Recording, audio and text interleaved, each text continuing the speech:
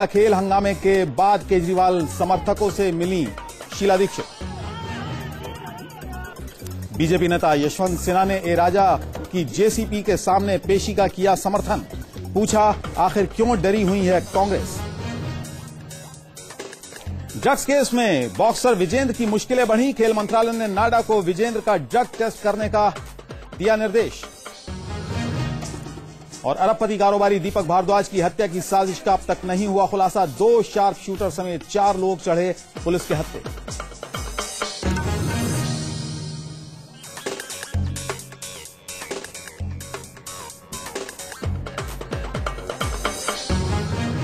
तो स्वागत है आपका आज की बड़ी खबरों के साथ। एक बार फिर मैं आपको बताऊं, मैं हूं अबुल नसर इकबाल और आज की जो बड़ी खबरें हैं उन पर पहले एक नजर डालते हैं, उसके बाद चर्चा भी करेंगे और विस्तार से आपको इन खबरों को हम समझाएंगे भी। महंगा हुआ है सफर और महंगाई की मार चौतरफा आज से पड़नी शुरू हो जाएगी। सबसे पहले रेलवे की हम बात करेंगे। रेलवे के टिकट में इजाफा हुआ है। कहां कहां इस महंगाई की मार जाएगी, कहां कहां जेब ढीली करनी पड़ेगी। इसके अलावा बात करेंगे एक और बड़ी खबर की, बचत पर भी अब चपत लगेगी। जो बचत आप करते हैं उस पर भी अब चपत पड़ेगी। इस पर भी हम आपको विस्तार से बताएंगे कि आखिर कैसे यहां पर आपकी बचत पर चपत लगेगी। इसके अलावा बात करेंगे केजरीवाल का लेटर बम। क्या केजरीवाल ने कहा है। शीला दीक्षित से मिलने आज केजरीवाल के 272 समर्थक वहां पर पहुंचे थे और लुका छिपी के खेल के बाद आखिरकार शीला दीक्षित को उनसे मिलना पड़ा। इस पर भी हम बात करेंगे, विस्तार करेंगे और इस पर चर्चा भी करेंगे। तो सबसे पहले बात करते हैं महंगाई की। 1 अप्रैल को फिर से फट पड़ा महंगाई बम। अपने बजट में महंगाई का जो चाबुक सरकार ने चलाया था उसका असर 1 अप्रैल से शुरू हो गया है और महंगाई की इस मार से सबसे ज्यादा असर पड़ा है रेल के जरिए सफर करने वाले मुसाफिरों पर।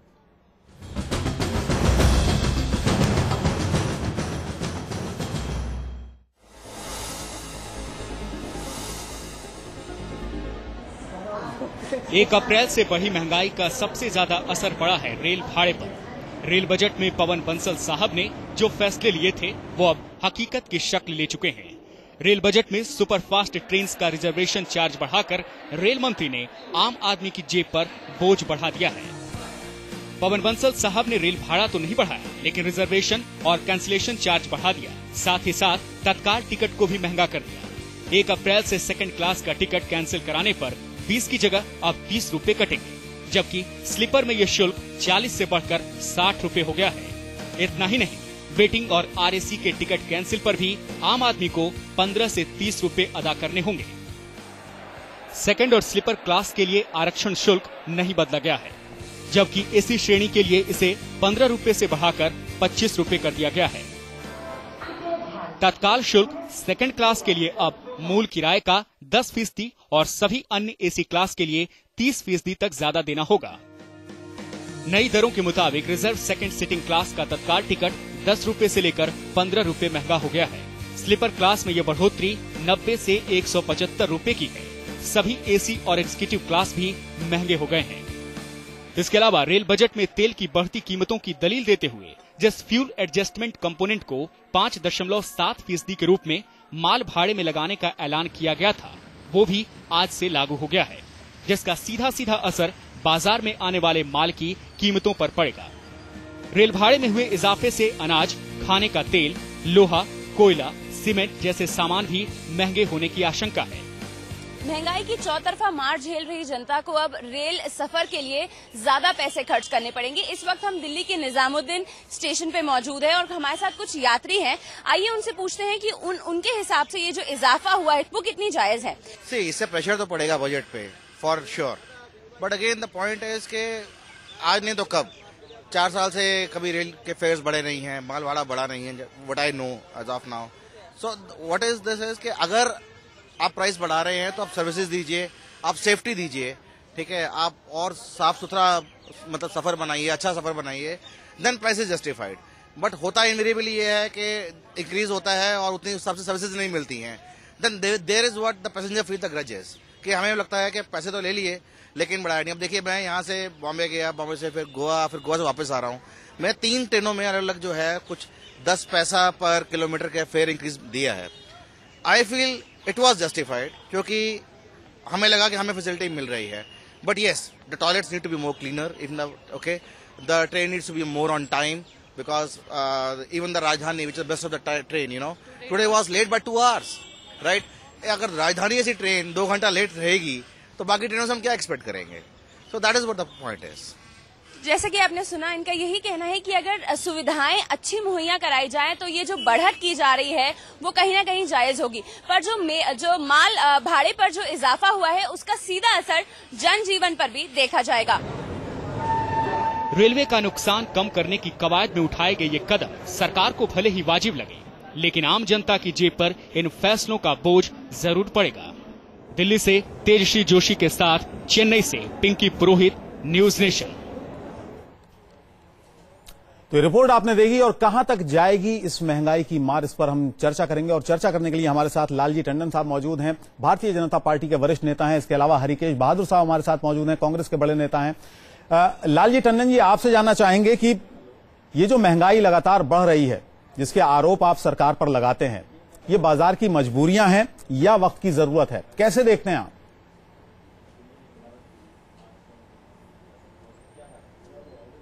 देखिए, ये सरकार की कोई नीति नहीं है, कोई नजरिया नहीं है विकास के बारे में, और उसका जो भी योजनाएं वो लागू कर रहे हैं वो सब का रास्ता मंजिल एक ही है, और वो है महंगाई। और जब महंगाई बढ़ती जाती है तो विकास के संसाधन कम होते जाते हैं, विकास होगा नहीं, और एक ऐसे जंजाल में फंसते हुए चले जाते हैं कि जब महंगाई बढ़ेगी तो जब ये सरकार टैक्स बढ़ाएगी या किराया भाड़ा बढ़ाएगी तो चीजों के दाम बढ़ेंगे, महंगाई होगी तो तनख्वाहें बढ़ाने की मांग होगी, जो नौकरी पेशा हैं, गरीबों की संख्या बढ़ेगी, और दूसरे तरह से उनको कंपनसेट करने के लिए गवर्नमेंट को पैसा खर्च करना पड़ेगा। जी, नहीं तो आप ये कह रहे हैं कि बिला वजह जो आप कह रहे हैं बिला वजह सरकार महंगाई बढ़ा रही है, उसके लिए तो कोई सुविधा नहीं है कि जो मिल पाए। या तो यहाँ 2 वर्गों में बढ़ रही है, या तो बीपीएल के लोग हैं कि जिन्हें वो कुछ सस्ता अनाज थोड़ा बहुत मिल जाता है, या जो वो कॉर्पोरेट के लोग हैं कि जो कुछ कमाई कर रहे होते हैं, लेकिन वो जो छोटा दुकानदार है, मजदूर है, जो मामूली नौकरी करता है, जिसको आज उसके लिए जो जरूरत की चीजें हैं वो सब महंगी हो रही हैं। जी, चलिए आपके आरोप पर आएंगे। हरिकेश बहादुर जी हमारे साथ हैं। लालजी टंडन साहब, हरिकेश बहादुर जी हमारे साथ हैं, कांग्रेस के वरिष्ठ नेता हैं, उनसे सफाई लेते हैं। हरिकेश जी, जो आरोप लालजी टंडन साहब ने लगा रहे हैं उस पर हम आएंगे, लेकिन महंगाई एक बहुत बड़ा मुद्दा है जो कांग्रेस पार्टी के, आपकी सरकार के खिलाफ है, यूपी की सरकार के खिलाफ है। कैसे देखती है सरकार? देखिए, ये सही है कि महंगाई बढ़ी है, और महंगाई जो अभी किराया वगैरह बढ़ा, या जो आपने बताया है कि फ्रेट चार्जेज बढ़े, इनका भी असर पड़ेगा। लेकिन अभी जो टंडन साहब ने बताया कि एक विशेष सर्किल बना हुआ है कि कभी ये महंगाई बढ़ती है, किराए बढ़ते हैं, बाद में तनख्वाहें बढ़ाने के लिए आवाज उठती है, फिर उसके बाद तनख्वाह बढ़ती है, फिर उसका असर फिर दोबारा पड़ता है। तो एक तरह का ये एक चक्र चल रहा है। लेकिन ये चक्र जो चल रहा है ये कोई आज से नहीं चल रहा है, ये पिछले अगर आप पूरे 40-45 साल का पूरा अगर समीक्षा करें तो हमेशा यह एक चक्र चलता चला जा रहा है, जिसकी वजह से कि यह स्थिति बन रही है।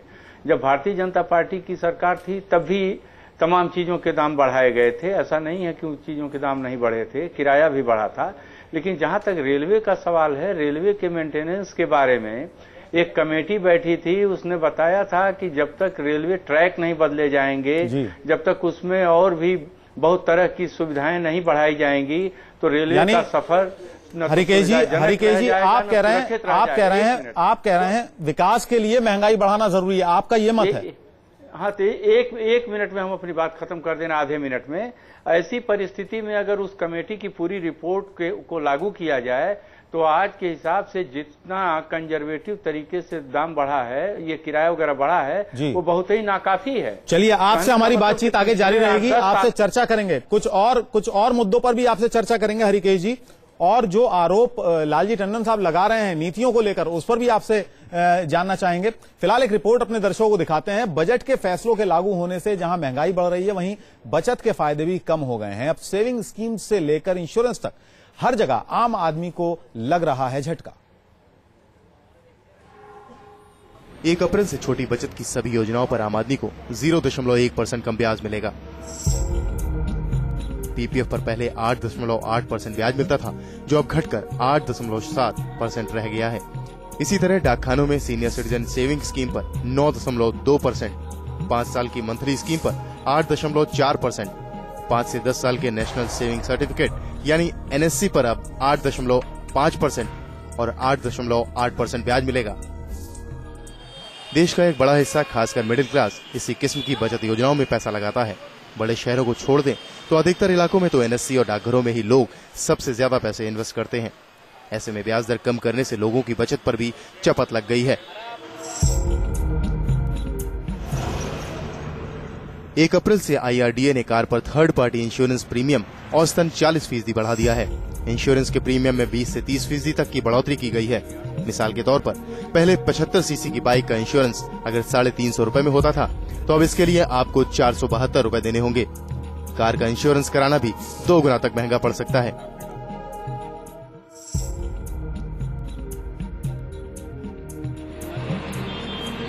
इसके अलावा प्रॉपर्टी खरीदना बेचना तक भी महंगा हो गया है। सरकार ने 50 लाख रुपए से अधिक की संपत्ति खरीदने या बेचने पर 1% का टीडीएस लगा दिया है। यानी अगर 50 लाख की संपत्ति बेची या खरीदी गई तो आपको 50,000 रुपए बतौर टीडीएस चुकाने होंगे। कुल मिलाकर नया वित्त वर्ष आम आदमी की जिंदगी को और मुश्किल भरा बना चुका है, जहां हर चीज के लिए आपको ज्यादा कीमत चुकानी पड़ेगी। Team news nation. और हमारे साथ खास मेहमान जुड़े हैं। हमारे साथ अंशुमन तिवारी साहब जुड़े हैं, वरिष्ठ पत्रकार हैं, जाने माने पत्रकार हैं। उनसे भी हम बात करेंगे। आपका बहुत बहुत स्वागत है हमारे स्टूडियो में। लालजी टंडन साहब, अभी थोड़ी देर पहले जो हमारी बात हो रही थी, हरिकेश बहादुर जी को आपने सुना, उन्होंने कहा कि विकास के लिए बहुत जरूरी है कि इस तरह के प्रावधान किए जाए, इस तरह की नीति बनाई जाए। और उन्होंने मिसाल दी कि सारी सरकारें ऐसा करती हैं। पिछले 40 सालों का उन्होंने बताया कि 40 साल में इस तरह से होता आया है और एनडीए में भी ऐसा हुआ था। कैसे देखते हैं आप, क्या जवाब देंगे आप?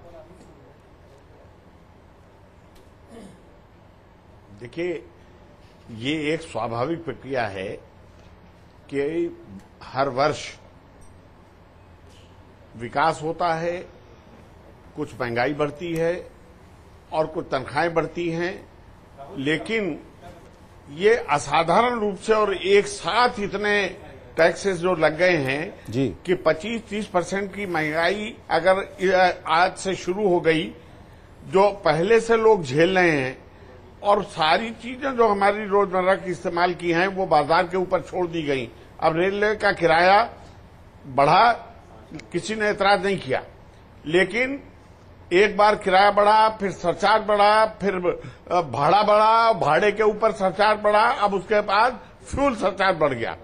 अब रोज डीजल के दाम जब भी बढ़ेंगे, बिजली के दाम बढ़ेंगे, बिजली के दाम बढ़ेंगे तो ये सरचार्ज बढ़ेगा, यानी अब डेली वेजेस के ऊपर रेलवे का किराया बढ़ता चला जाएगा।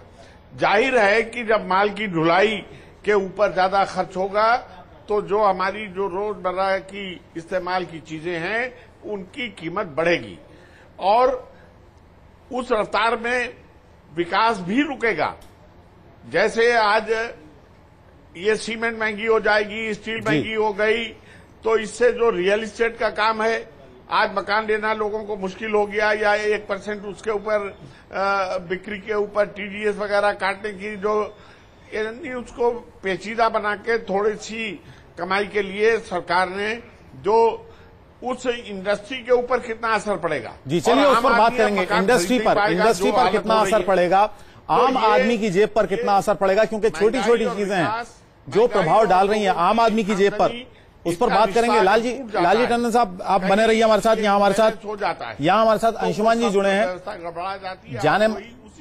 जाने माने पत्रकार हैं। अंशुमन जी, आपसे जानना चाहेंगे कौन कौन से फैक्टर्स हैं, ये जो हवाला देती है बार बार सरकार की तरफ से आता है कि देश को आगे बढ़ाना है, ग्रोथ रेट का हवाला दिया जाता है, विकास का हवाला दिया जाता है और रेट बढ़ा दिए जाते हैं किसी भी चीज के, महंगाई बढ़ जाती है।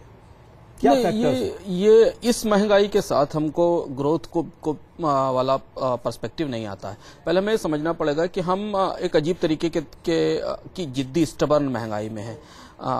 हमारी महंगाई सीजनल महंगाई हुआ करती थी। हम सीजनल महंगाई से स्ट्रक्चरल महंगाई पर आए, जो कि सिस्टम से पैदा होती है। स्ट्रक्चरल महंगाई से हम इंपोर्टेड इन्फ्लेशन पे आए, जो कि दुनिया में तेल की कीमतें बढ़ने से थी, और अब हम पॉलिसी इन्फ्लेशन पर आ गए हैं।